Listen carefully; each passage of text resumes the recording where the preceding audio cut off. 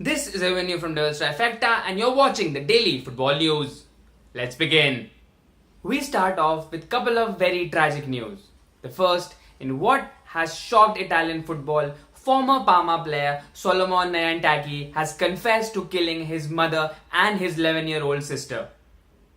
The 21-year-old, who also played for the former youth sides of Parma, was apparently on the run before he was spotted by the police in the central station of Milan.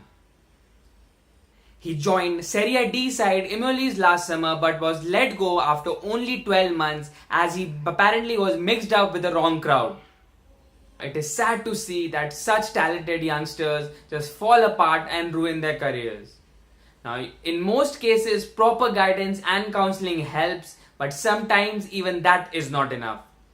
This is not the first case where a young player has ruined his career.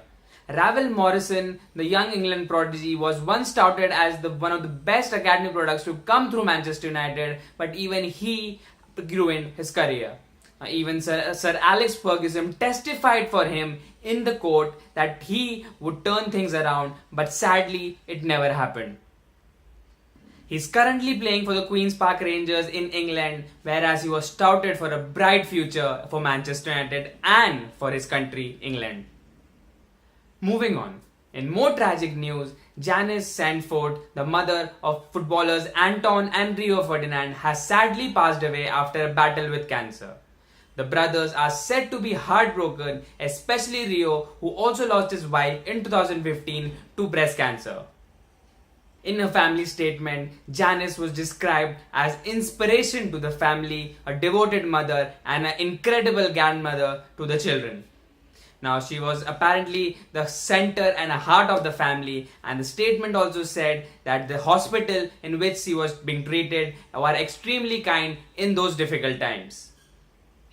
A loss of a family member is never easy, especially given after a long battle with a cruel disease such as cancer.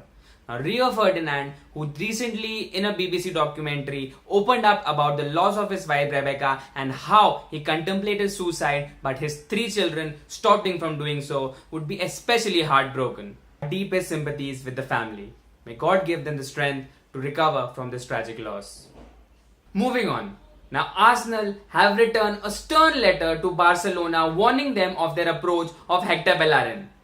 Now, this English club say that these continuous rumours are unsettling the defender as the team and the player prepares for what could be a very challenging season ahead.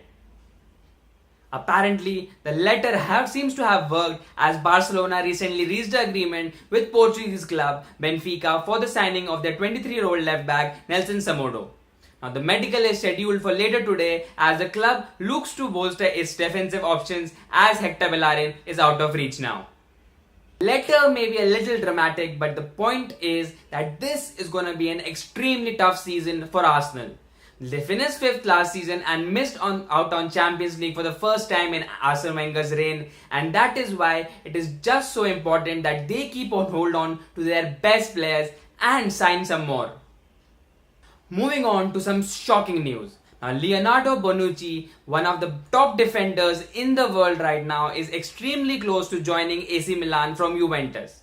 Now, the 30-year-old, who has been an absolute bedrock for club and country, is a shock target for AC Milan, and it is going to be extremely stupid for Juventus to actually sell him. And yet, Juventus are willing to sell Bonucci, a player who has joined them in 2010 and has been a mainstay of the defense for their past 6 league titles, to a direct rival. Now, it is true that Bonucci did not exactly share the best of relationships with manager Max Allegri, but if Allegri is letting that get in the way of the player's importance to Juventus, that is plain stupid. Right? Say according to Opta, one of the stats of Opta says that he made 89 interceptions last season, which is a record for the club. Now, that should highlight the importance of the player to the manager, and he should not let his ego come in the way. And I also know that 89 interceptions does not actually tell the whole story, but the fact is that Bonucci is apparently being sold to a direct rival. Now, AC Milan might not have finished last season on a very good note, but they have spent a lot of money this season with the new Chinese owners coming in, and they will be a threat to Juventus' 6-year reign, and selling Bonucci will just be a gift to them. Hopefully, common sense prevails in Juventus and their manager, and they do not sell Bonucci and keep them for the title defense next season. And we end today's edition with some good news for the Manchester United owners, the Glazers.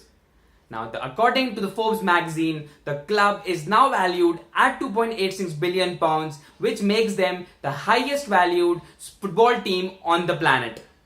Topping the list were NFL team Dallas Cowboys, who are currently valued at £3.26 billion, whereas second place was taken by Major League Baseball team New York Yankees, valued just above Manchester United at £2.87 billion. The NFL team saw an increase of 5% on their last year's valuation, whereas the Major League Baseball team, the Yankees, saw an increase of 9%. But both of them were dwarfed by the 11% increase that was seen in the value of Manchester United as compared to last season.